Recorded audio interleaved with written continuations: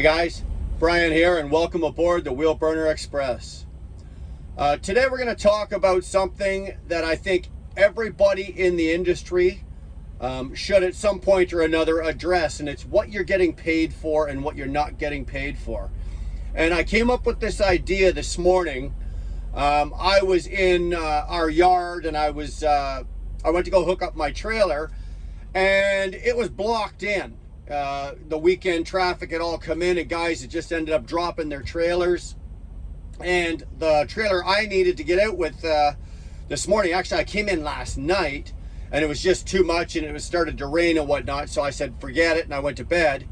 And then I got up early this morning and I went to go pull my trailer out. In order to do that, I had to move a couple of tractors, track down some keys, move some trucks, move some trailers. I had, basically I burned off about an hour and a bit of my day. And then I thought to myself, I'm thinking, okay, I'm lying. My wife said to me, who's going to pay you for that? What do you work for free? And she's right. Who's going to pay me for that? Do I work for free? I actually came into our yard and I had to do some work in the yard. So who pays for that? Now I know bloody well, when I ask, to be compensated for that, they're going to tell me, not happening, Bri, not happening. And you know what? Am I going to put up a big fuss and a stink and an argument? No, I'm not. These guys are pretty good to me. So, that kind of thing. My e-log hadn't started yet, so it's not like I was burning hours. It was just a pain in my butt that I had to do. I lost an hour a day. But the point to this is, when you're working for a company, find out ahead of time. Like if you end up having to do something like that, or you're doing other work in their yard, find out if you're getting paid for it, if you're a mileage paid driver or you're a percentage paid driver. Any work that you're doing, you should be compensated for, and a lot of companies will take advantage of that. You're going to go ask for, well, I was here for 2.5 hours waiting for this or doing that or blah, blah, blah, blah, blah. I'd like to be paid for it. And they're going to go, well, no, that's not our policy. And that's pretty much where it'll end right there. Unless you're going to be a hard ass about it and go, kicking and screaming and take it farther on up the ladder. But in this case here, I didn't. Like I said, I'm not gonna cause problems for that. But that's something that you should check out and you should know, either as a company driver or as an owner operator. Go through your contract if you've got one, and if it's not in there, ask about it. It's one of those areas that's sort of like a gray area. If you're working, you should get paid for it. Simple as that. Another good one, and this one was thrown at me by Jeremy, multi-drops. Okay, now I get paid for multi-drops. Now I don't tarp. I pull a roll tight. I've got a kit, but I used to tarp. And for example, let's say I load something out of Montreal and it's got 4 drops on it. Now I've loaded it, I've strapped it, I've tarped it. So now let's say the first drop is in Ottawa. So I drive to Ottawa, I have to pull the tarp off it, I have to pull some straps off it, they offload what they need in Ottawa, I have to put the tarp back on, I have to re-secure it with straps, put the tarp back on it, get in the truck and drive. So let's just say the next stop is in Toronto. Okay, same thing, got to pull the tarp off it, got to pull the straps off, so much so forth down the line. So you get all 4 drops off. Now most companies will pay you for, when you load the trailer and when you unload the trailer. For example, an average number I think around where we are is about $35. They'll pay you $35 to load it and $35 to unload it, and then they'll pay you $50 to tarp it, and they pay you $50 to untarp it.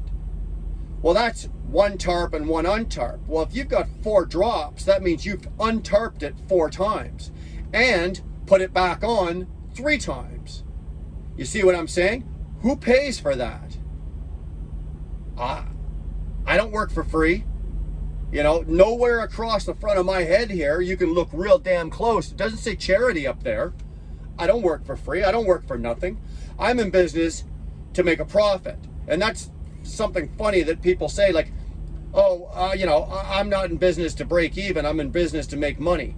I'm not in business to make money.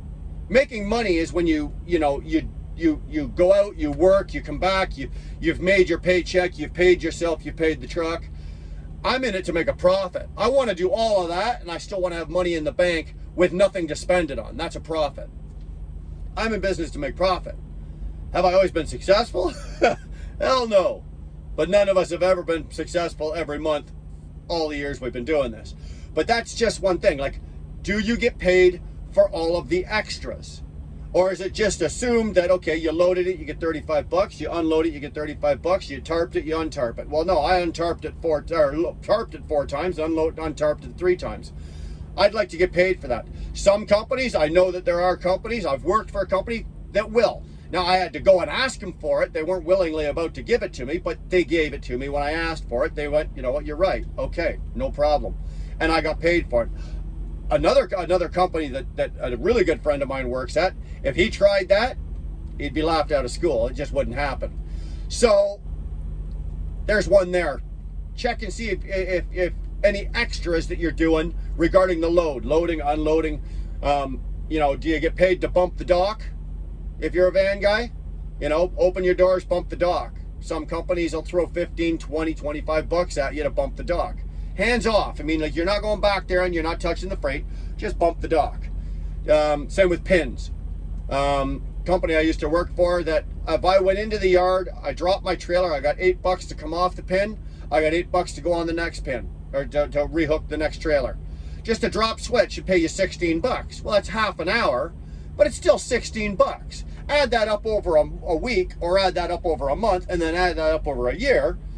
I guarantee you, if I went back and I looked at like a year's worth of pins at $8 a pin, I probably made anywhere from 800 to 1,000 bucks just in pins. That kind of stuff adds up, and it's little. It's stuff that the companies take for granted. So find out if you're paid for it. The next one is wait time. Now this is a subject that I know you could do it. I could do an entire episode just on wait time, but we're not going to here. But wait time, you know, everybody's got to give 2 hours.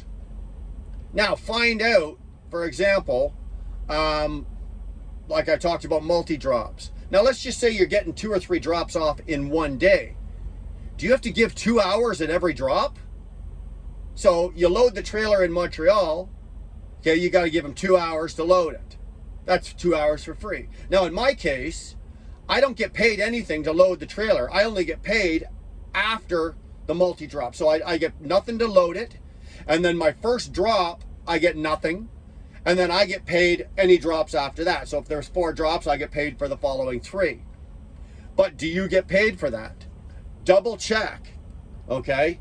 Nobody wants to be eating up wait time. I don't want to eat up wait time. So if you've got, say, 2, 3, 4 drops and you're going to get 3 off in one day, are you giving away 6 hours?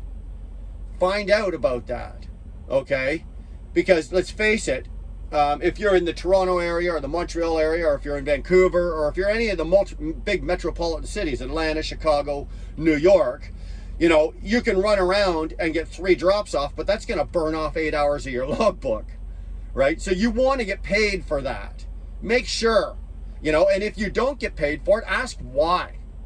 You know, don't cause a ruckus, don't cause a fight, but find out why you're not getting paid for it. Here's a big one right here. A lot of guys don't know how they're being paid. Okay, if you're paid by the mile, if you're paid by percentage, then obviously it's broken down. You know you're getting paid. For example, you make 75% of the load, blah, blah, blah. Now, just a quick one on that. When you are paid by percentage, when they send you a load on your Qualcomm, tell them to take a picture of the load sheet that they got from the broker. You want to see it. You want to see what that load pays, and then you want to see what your 75% is. Because a lot of companies, and they do it, this is no joke, what they will do is they'll, you know, the load pays $1,000, so, but they'll tell you the load only pays 900, so you're going to make 75% of 900, and they're putting the other money in their pocket. And that goes on a lot. So that's just a tip on percentage. If you're paid by percentage, double check on that. You want to see the load sheet. But if you're paid by the mile, okay, you want to know how you're being paid from one spot to another. So from wherever you're picking up to wherever you're dropping off. How are those miles calculated? I think there's about 4 or 5 different ways. I think the most common one is PC Miler, and that's address to address. Okay, so whatever PC Miler says, if it's, you know, you're going from somewhere in Atlanta to somewhere in Toronto, if this address to this address, it's, you know, 945 miles, that's what the load pays, that's what they'll pay you, 945 miles. So it's address to address. And then there's, they haven't done this in years. I haven't heard of companies doing this, but we used to do this back in the day. You get paid hub miles, and that's off the odometer, right? So at the beginning of whatever trip, you write it on your envelope, you write your trip number, you write your mileage at the start, right, off the odometer, and when you get, and you've made your delivery, you write your odometer again, and whatever, you'll take one and minus the other, and whatever that is, that's what the miles is they pay you. So are you paid by hub mile? This one here that they do, it's city center to city center. Now this is really unpopular with drivers. I would never work for a company that pays city center to city center. Basically it means wherever downtown is of that city, that's where they pay you to. So if we'll use Atlanta and Toronto. If it's downtown Atlanta, or it's downtown Atlanta and you're taking the load up to downtown Toronto, well, that's great. Now what happens if, you know, you're loading the trailer 10 miles west of Atlanta? Now you're still in Atlanta proper, but you're 10 miles out, right? So you're 10 miles out. Now, if you're going to go to Toronto, well, downtown Toronto, but if you're offloading in, say, Scarborough, or you're offloading, it's called the GTA, if you're offloading, say, 10, 15 miles outside of Toronto, now you've given away 30 free miles, because they're only going to pay you from city center to city center. So, if you're working for a company that does do that, I wouldn't be happy about it. And if you're thinking of going to a company and that's how they pay, I wouldn't touch that. You're going to lose more miles in a year than you probably want to think about. It's not good. The other one, again, they haven't done this one in years, zip code to zip code. You must be an idiot if you're working zip code to zip code. Sorry. If you are and you're seeing this and you're working zip code to zip code, you're an idiot. That's all I can say. Zip codes are huge. Why would you give away that many miles? That's like city centers except like 10 times. You don't go zip code to zip code. Do not work that. And the last one that I can think of off the top of my head is Google Miles. I would never work for a company that runs me by Google Mile, only because Google Mile doesn't follow truck routes. So it's going to take the shortest, fastest way. Shortest, fastest way. And that's what they're going to pay you. But meanwhile, it's another 35 to 40 miles because trucks can't go through residential. Trucks can't go up certain streets. Trucks can't do this. They have to go around. They got bypasses. They got truck routes. Well, Google doesn't recognize that. But they're going to pay you on Google Mile. I promise you, you're going to lose hundreds and hundreds of miles a month. Probably, never mind month. You're going to lose thousands of miles a year just on Google Mile. So if a company says, oh yeah, we pay you by Google Mile, you look at them and go, oh yeah, I'll see you later, because you're not working for Google Mile. And the only other thing, well, not the only other thing, but the last thing I was just sitting thinking about with companies that should we get paid for are out of route miles. Okay, I'm an owner operator, but it would apply to an owner operator who's paid by the mile, not percentage, but if you're paid by the mile, if you're an owner operator or you're a company driver, if you're rolling down the highway and there's a massive wreck, they're diverting you off the highway and you have to run up this backcountry road 6 miles, go across another one, another 9 miles. If you have to run out of route 25 miles, do you get paid for that? You need to ask that. Do I get paid for out of route miles? Now, I would fully expect the company to say to me, okay, Bry, you got to prove this to me or show this to me. And it's not hard to do. You know, you can quickly pull up Google Maps, take a snapshot of that red line that where that accident is, and you've got your proof. There's a quick one right there. They can also make a phone call and find out, you know, whatever state or province you're in, call the OPP, the QPP, the you know, whatever the state you're in, whatever state police say, was there an accident at this time, at this date, at this inter? Yes, there was. Were they rerouted? Yes, they were.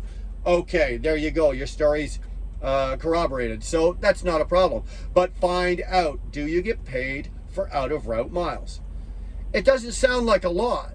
And if you don't say anything, they won't pay you for it. If you go 20 minutes out of route, but it takes you 45 minutes because the average speed limit's 30 miles an hour and you're bombing through 8 small towns to get around, you know, that's your time. Your time is valuable. Your time is worth dollars. An old guy once said to me, take everything you do in a day and put a dollar value to it. You'll quickly find out what you're worth, okay? You're not cheap. Don't work cheap. Don't give away money. Don't give away dollars. Don't give away, never mind dollars, you don't give away nickels. You talk to anybody that knows me, okay? I don't give away nothing. I don't give away pennies, nickels, dimes, quarters. I don't give away jack, okay? And that's just the way I am. It's business. I'm here to make a profit. And I do the very best I can to try to make a profit. And part of that is I don't give away nothing. I don't give away free work. I don't work for free. I'll do a favor now and then if I know that somewhere down the line I might have to call that in. Okay, that's fair enough. But do I work for free? Hell no. So there's a couple of quick ones. This is just a nice easy one on things that maybe you should look at and to value yourself and value your time. Don't give away nothing. If you've got a question, talk to your company. If the company is putting more money in their pocket for your free work, you probably don't want to work there. Anyway, we'll see you down the road. You have a great day.